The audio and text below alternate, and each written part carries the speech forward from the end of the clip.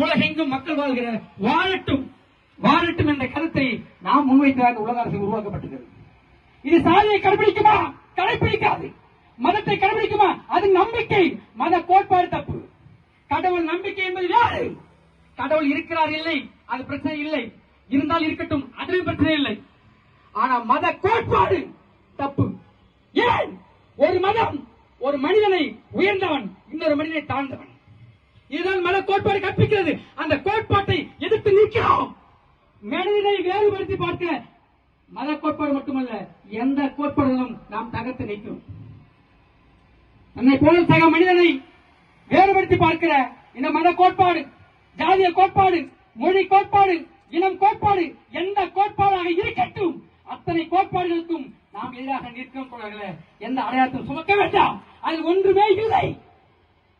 Israel கிறிஸ்துவ பூமி, இஸ்லாம் மீது போர் தொடுத்து கொள்ளுகிறது. குழந்தை பச்சிலம் குழந்தை சாகிறது. இதைத்தான் மதம் கற்பித்ததா?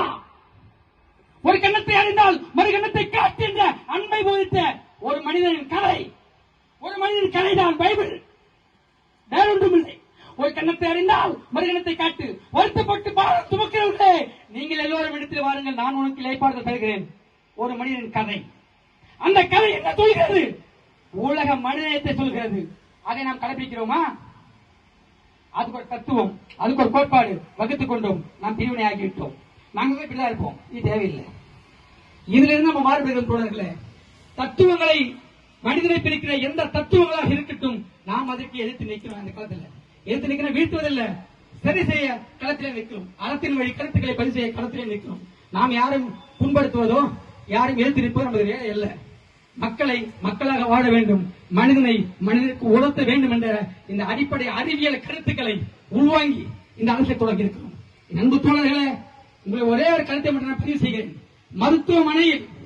மருத்துவமனையில் அனுமதிக்கப்பட்ட நீங்கள் யாரேனும் ஒருவர் அவசர சிகிச்சை பிரிவில் நான் என்ன சாதிக்காரன், எனக்கு என்ன சாதித்தம் இருந்தால் மட்டுமே ஏற்றுங்கள், இல்லையிலே அப்படியே விட்டு நான் செத்து மடிகிறேன் என்று யாராவது சொன்னது உண்டா?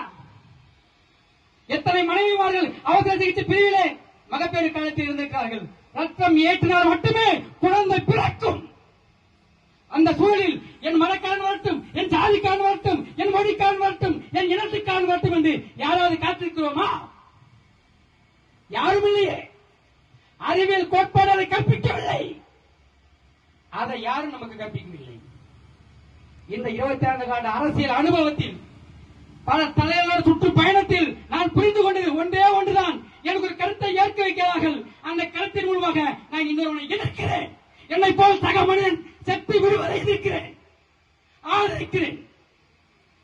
அது எப்படி சரியானதாக இருந்தது என்று சற்று சிந்தித்த பிறகுதான் இந்த அமைப்பை உருவாக்க வேண்டும் என்று முதலில் என் அண்ணன் சின்னடியாரிடத்தில் நான் விவாதித்தேன்.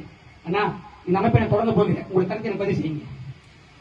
முழுக்க படித்துவிட்டு இந்த அமைப்பை தொடங்கி இந்த அண்ணன் எப்பவுமே உங்களுடன் இருப்பேன், பயப்படாதே அப்படின்னு அமைப்பின் கொடியை அடித்து கொடுத்தவர் அண்ணன் தான்.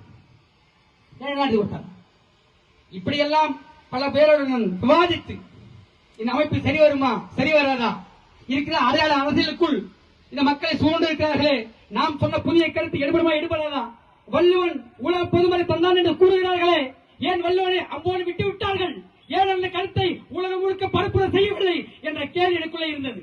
ஏன் வள்ளுவம் மட்டும்தான் மனிதனுக்கு உணர்த்தியது. அதனால்தான் மனிதன் கற்போம் என்ற தலைப்பை வைத்தோம். அந்த 3 நட்சத்திரமும் அறம் பொருள் என்னும் முப்பால் நெறியை அதுக்குள்ளே வைத்தோம். அந்த கருத்தை எல்லா தலைவர்களும் விட்டுவிட்டார்கள்.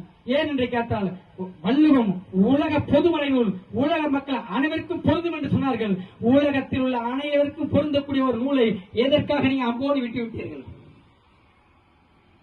அந்த ஒரு கேள்விதான் இருக்கிறது. உலகத்தில்